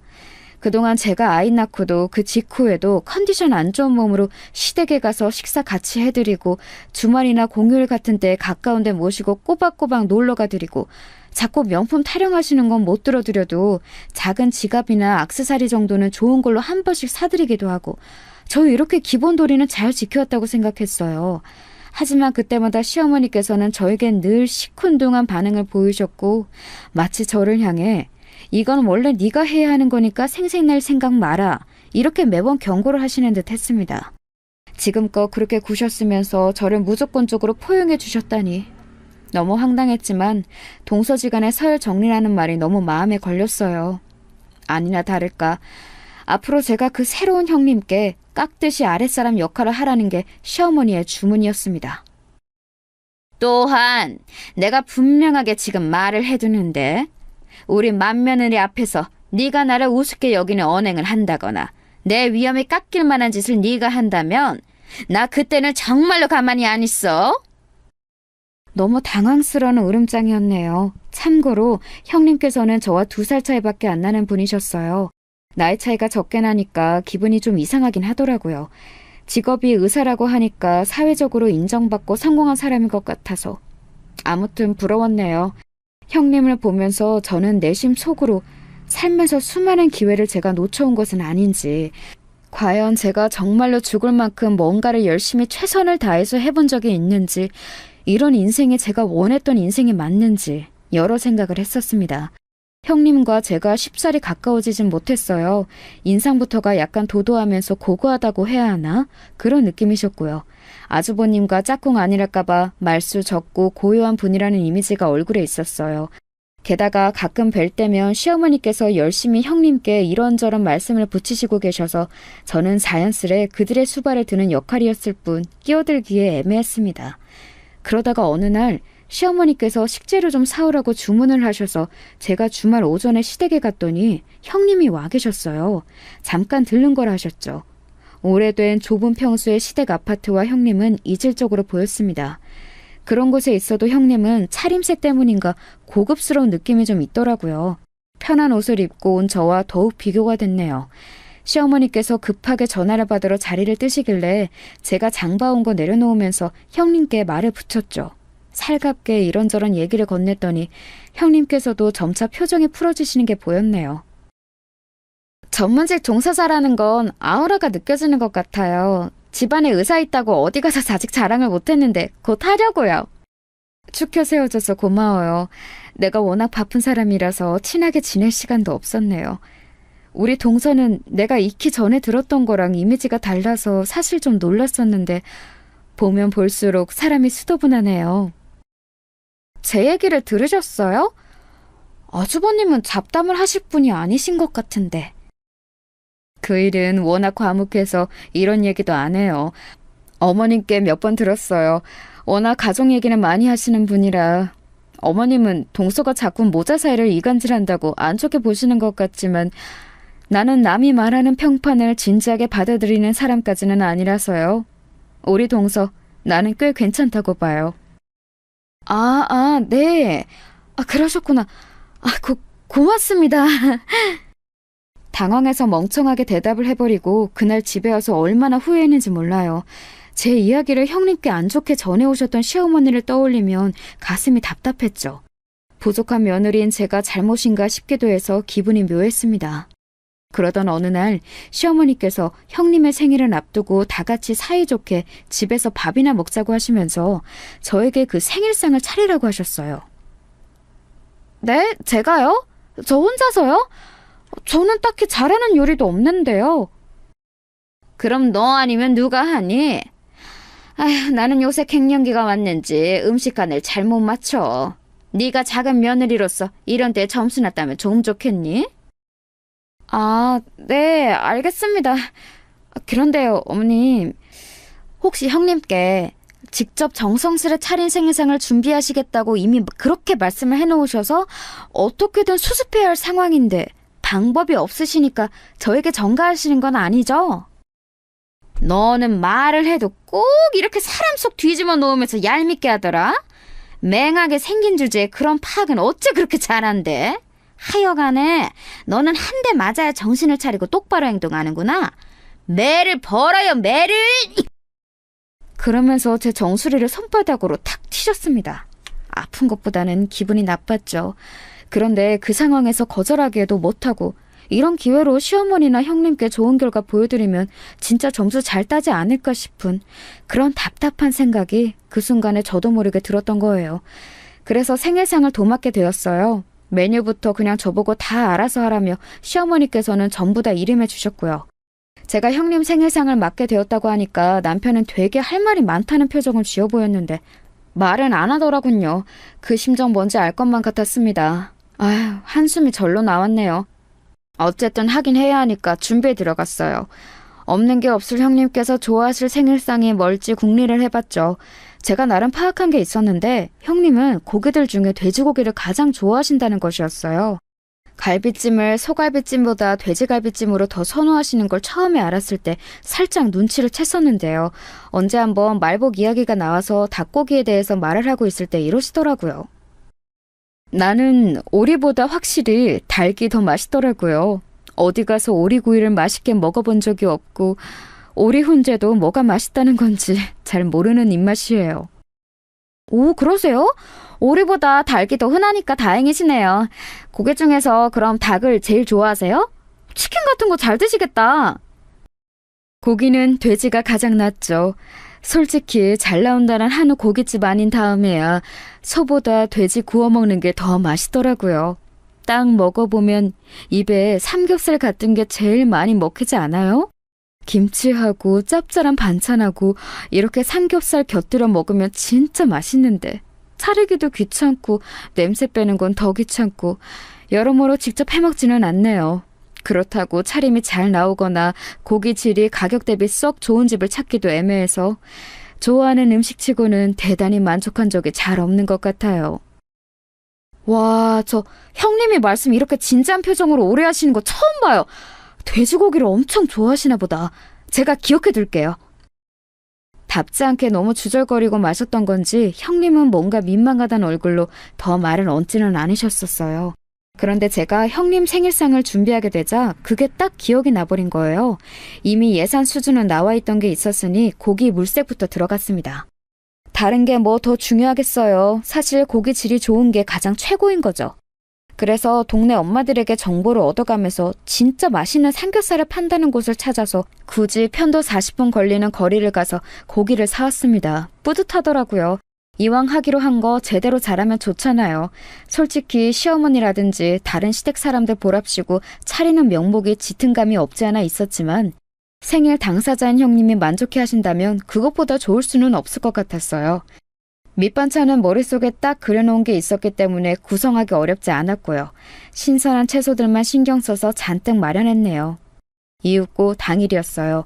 바쁜 형님의 일정상 늦은 점심을 함께 하기로 한 것이었기 때문에 그 주말 아침부터 저하고 남편하고 준비 바리바리한 거 점검 마치고 시댁으로 출동해서 상을 벌였습니다. 곧 시누이 내외도 왔고 시아버지의 사촌동생 한 분도 오셨어요. 시어머니께서는 저희 부부가 왔을 때부터 좁은 베란다에서 사투를 벌이시느라 계속 바쁘셨는데 애지중지 키우신 웬 식물 하나를 예쁘고 작은 화분에 옮겨 담으시느라 그러신 거였죠. 에라이, 내가 이걸 어제 했어야 됐는데 비가 쏟아져서 허리가 쑤신답시고 미뤄뒀더니 이 사달이 나는구나. 아유, 혼자 할 수 있을 줄 알았는데 이거 원 더럽게 손이 많이 가네. 막내야, 너 이리로 와서 얼른 이것 좀 해봐라. 네, 엄마, 제가 좀 도와드릴게요. 근데 이거는 왜 옮기시는 거예요? 이 시기에 분갈이를 굳이 하시는 건 아닌 것 같고.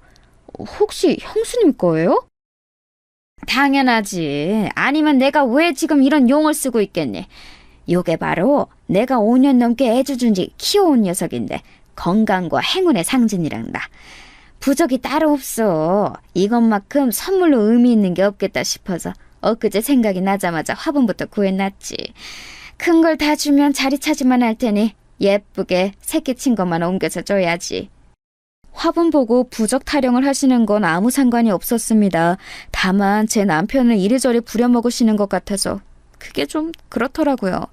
이윽고 아주버님께서 도착을 하셨는데요. 형님께서는 중요한 전화를 받으시느라 잠시 후에 올라오실 거라고 했습니다. 딱 그 말씀만 하시고는 거실 소파에 앉아 멀뚱히 계셨어요. 바로 보이는 베란다에서 제 남편이 뒷정리하느라 고군분투하고 있었는데 빈 말씀으로나마 뭐하냐 도와줄까 이런 말씀을 안 하고 가만히 계시더라고요. 웃긴 건 시아버지께서도 당신의 사촌동생과 함께 그 옆에 나란히 앉아 텔레비전을 트셨다는 겁니다. 그나마 시누이 내외가 거실에 상 펴고 상 닦고 그런 걸 했지요. 그런 광경을 희끗하면서 저는 고기판을 불 위에 올렸습니다. 이제 딱 삼겹살을 구우면 될 때였으니까요. 길게 썰린 삼겹살 한 줄을 고기판 위에 올린 직후였어요. 그 사이 빠르게 흙 묻은 옷까지 갈아입고 나오신 시어머니께서 부엌으로 들어오시더니 경악을 하셨습니다. 알아서 잘 하겠거니 싶어서 맡겼는데 지금 이 꼬라지는 뭐야? 갈비찜하고 해신탕 같은 거 하는 게 아니었니? 고기를 왜 굽고 자빠졌어? 게다가 삼겹살? 아니 하나도 아니고 지금 삼겹살을 굽는 거야? 에라이 정신 빠진 거사. 머리가 나쁘고 눈치가 없는 것도 어느 정도가 있는 거야. 너는 귀한 의사 선생님께 고작 삼겹살을 차려드리고 싶은 마음이 잘도 들었어? 어머니께서 저보고 메뉴 알아서 하라고 그러셨잖아요. 저는 형님이 좋아하시는 걸로 준비를 한 건데 그렇게까지 저를 비난하시는 이유를 잘 모르겠습니다. 어랍쇼? 이게 또 눈물 한 바지 쏟으려고 시동을 거네. 이 무식한 것, 이 천박한 것. 내가 너 초장부터 이래서 알아봤던 거야. 감히 의사 맏며느리 앞에서 내 채신을 깎아먹으려고 이딴 삼겹살 소냐 준비하더니 그래놓고 눈물 글썽하고 자빠졌네. 이건 너나 다 처먹어. 누가 이딴 걸 먹는다는 거야? 우리는 밖에 나가서 외식할 테니까 너나 많이 해먹어라. 시어머니께서는 머리 끝까지 화가 나셨는지 침을 튀기며 열변을 토하시더니 삼겹살이 담긴 봉지째 집어들어서 그걸로 제 머리를 치셨습니다. 묵직한 게 제 머리를 치고는 바닥에 떨어지는 걸 저는 멍하게 쳐다봤죠. 그와 동시에 눈물이 또르르 흐르더라고요. 제가 왜 이런 취급을 받아야 하는지 이해할 수가 없었어요. 무심코 눈물을 닦으며 고개를 틀자 베란다 쪽에서 통화를 하다가 이쪽에 소란을 들었는지 눈길을 주는 놀란 얼굴의 남편이 보였습니다. 애써 골라 입고 온 옷이 흙으로 더러워져 있었어요. 그리고 시누이 내외가 뭔 일이 났나 싶어서 어리둥절한 표정으로 이쪽을 살피고 있었죠. 고개를 바로 하자 저를 보며 코웃음을 치시는 시어머니가 보였습니다. 그 다음 일어난 일은 제가 그렇게 하려고 해서 한 게 아니라 정말 불가항력적으로 벌어진 것이었어요. 저도 모르게 그렇게 되었거든요. 바닥에 떨어진 삼겹살 봉지를 주워든 저는 그걸로 시어머니 얼굴을 후려치고 말았습니다. 퍽 소리가 났고 시어머니께서는 싱크대를 잡고 간신히 주저앉지 않으셨죠. 부엌으로 들어오던 시누이가 짧게 비명을 질렀어요. 다가온 남편도 놀란 숨을 삼켰고요. 저는 시어머니께서 혼미한 눈빛으로 저를 쳐다보시자 홀린 듯이 정신없는 말을 쏟아냈습니다. 누가 누구 보고 천박하다는 거예요? 능력도 없고 인성도 부족한 주제에 자식들에게 바라는 것만 더럽게 많고 자식 차별하고 며느리 차별하고 돈 앞에서 해불쭉하는 어머님보다 설마 제가 더 천박할까 싶어서요? 그래요. 저 무식해요. 명문대도 못 나왔고 언감생신 의사는 꿈도 못 꿔봤어요. 그래도 제가 어머님 앞에서는 무식으로 한 수가 아니라 두 수 정도는 접어드려야겠는데요? 무시대회 나가면 어머님은 대상 후보는 기본으로 깔고 가요. 시어머니께서 놀란 입만 뻐끔거리셨고 한 줄 올려놓은 삼겹살이 지글지글 익는 소리를 내길래 저는 신경질적으로 가스불을 꺼버린 뒤 고기판 채로 싱크대에 그걸 확 엎어버렸습니다. 그러자 시어머니께서 뒤로 물러나며 놀란 비명을 내지르셨죠. 그때부터 제가 아주 오해를 시작했어요. 왜 그랬는지 모르겠는데 그냥 막 울음이 크게 나오더라고요. 남편이 다가와서 제 어깨를 감싸 안았고 시어머니께서는 그런 당신의 막내 아들을 비난하려는 듯 덜덜 떨리는 팔을 들어 삿대질을 하셨습니다. 그때 시누이가 끼어들었어요. 올케가 미친 짓 했지만 엄마가 선수 치셨어. 그러길래 왜 사람을 극한으로 몰아가요? 뭐라고? 너네 다 누구 편이야? 누구 편이냐고? 이 구질구질한 것들이 똑같이 다들 정신이 나갔네? 다 필요 없어. 우리 장남하고 맏며느리만 있으면 돼. 시어머니께서는 악다구니를 쓰셨고 저는 엉엉 울면서 그런 시어머니께 원망의 눈길을 보냈어요. 그러자 그게 화를 돋구었는지 시어머니께서 어디서 그런 힘이 나셨는지 남편을 밀치고 제 머리채를 확 잡으셨습니다. 일전에 뜯겼던 것보다 더 아프더라고요. 양손으로 제 머리를 잡고 휘두르시는 통에 제가 비명을 내질렀고 시누이가 경악해서는 시어머니를 말리려고 하였는데 그때 제가 언뜻 남편이 그런 자기 누나를 말리는 듯한 몸짓을 보았어요. 그 순간에도 왜 저러지 싶었죠. 그런데 이유가 있었어요. 왜냐하면 어느새 도착해 계셨던 형님께서 그 광경을 다 보셨거든요. 저를 놓아주신 뒤에 씩씩 거리시던 시어머니께서 문득 형님을 발견하시고는 소스라치셨습니다. 우리 귀한 며느님 와 있었어? 아이고야, 이건 별일 아니니까 신경 쓰지 마려. 지금 상을 차리고 말고 할 게 아니라서 우리 어디 그 근사한 곳에 나가서 먹자. 어머님, 지금 제가 생일을 챙김받을 그런 상황이 아닌 것 같습니다. 며느리 머리 잡아뜯는 시어머니의 모습을 보고도 태어나게 있기란 아무리 저라도 어렵거든요. 저쪽에서 먼저 나를 쳤어. 며느리 주제에 감히 시어머니 뺨을 후렸다니까? 건반직녀는 내가 당장에 소문 안 봐주고 어쩌겠니? 며느리 주제라고 말씀하시는군요. 저도 어머님의 며느리인데 흠칫하게 되네요. 조금 무섭기도 하고요. 어머님은 이런 분이셨군요. 잘 알겠습니다. 정말 죄송하지만 제가 갑자기 속이 안 좋아서 식사는 어려울 것 같아요. 오후에 일정도 있고요. 먼저 가보겠습니다. 형님께서는 엄청나게 무표정한 얼굴로 그렇게 말씀하시더니 꾸벅 목례만 남기시고 돌아서셨어요. 그 뒤를 허둥지둥 아주버님께서 따르셨고요. 이어 남편이 저를 챙겨서 함께 나왔죠. 나올 때 보니까 뒤에서 시어머니와 시누이가 한판 거하게 다투기 시작하는 소리가 들려왔어요. 벌써부터 일방적으로 시누이가 폭격하고 있더라고요. 남편하고 서로 눈물을 훔치며 저희 부부는 다짐했어요. 시댁에는 이제 발길을 끊기로 말입니다. 저나 남편이나 괜히 좋은 아들과 좋은 며느리라는 거 해보고 싶어서 지금까지 버티고 있었던 것 같아서 허무했네요. 놓아버리니까 마음이 편해졌죠. 그리고 이튿날 형님께 연락을 받았어요. 우리 동서 덕분에 시댁과 나이스하게 거리를 둘 수 있는 기회가 생겨서 너무 좋네요. 개인적으로 아주 고마운 심정이에요. 앞으로 종종 우리 만나서 커피 한잔하고 밥도 먹고 그렇게 지내요. 그때는 당황해서 그냥 어버버 하다가 통화가 끝났는데요. 그날 아주버님께서 남편에게 100만 원을 입금해 주셨어요. 제 계좌를 몰라서 그리했다 하시더라고요. 형님 생일상 준비한다고 고생한 비용이며 이것저것 친 것이라고 했습니다. 남편이랑 저는 그냥 앞으로 어떻게 되나 지켜보고 싶은 마음이었어요. 몇 달이 지나자 완벽히 결론이 났죠. 시댁은 고립되었습니다. 시누이는 지금까지 쌓인 게 많았다면서 시댁에 더 이상 안 가겠다고 했고요. 형님께서는 시댁이 마치 없는 것처럼 사셨고 가족이고 뭐고 공부만 하며 살아오신 아주버님께서는 부모 공경보다 아내 사랑이 우선인지 그런 아내의 노선을 너무 잘 따르셨습니다.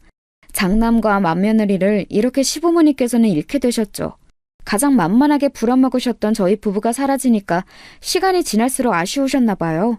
그 지엄하신 시어머니께서 저에게 사과까지 하신 걸 보면 말이죠. 예, 네 시아비가 손녀 보고 싶어서 우는 소리를 얼마나 하는지 아니? 나도 우리 손녀가 요즘 들어 더욱 보고 싶구나. 어머님, 저희 애 핑계는 왜 대세요? 별로 신경도 안 쓰고 사셨잖아요. 너무 서운하게 말하지 마. 우리가 남이니? 가족이잖아, 얘. 내가 지난 몇 년 동안 너에게 참 매정하게 굴었지? 가족 간의 허물 감싸주면서 우리 그렇게 지내자. 내가 다 잘못했으니 네가 용서를 해줬으면 좋겠구나. 제가 어머니께 하도 머리를 뜯겼더니 후유증으로 머리가 빨리 안 돌아가게 됐어요. 그래서 지금 바로 답변은 못 드려요. 이해하시죠? 그런 저의 태도에도 이제 시어머니께서는 아무 말씀 못 하셨죠. 시부모님께서는 특히 제 남편이 그리우신 듯 했습니다. 그러나 이미 남편은 시부모님 번호를 다 차단했으며 단 한 번도 먼저 저에게 두 분의 이야기를 꺼낸 적이 없었네요. 무탈하고 평화롭게 제가 그리던 결혼 생활 지금 하고 있는 중이에요. 아주버님하고는 여전히 어색하지만 형님하고는 제법 친해졌고요. 시누이하고는 둘이 멀리 여행까지도 가는 사이가 되었네요. 아무 문제 없이 잘 지내고 있는 지금인데 앞으로 계속 이래도 되는 것인지 가끔은 심란해지기도 한답니다.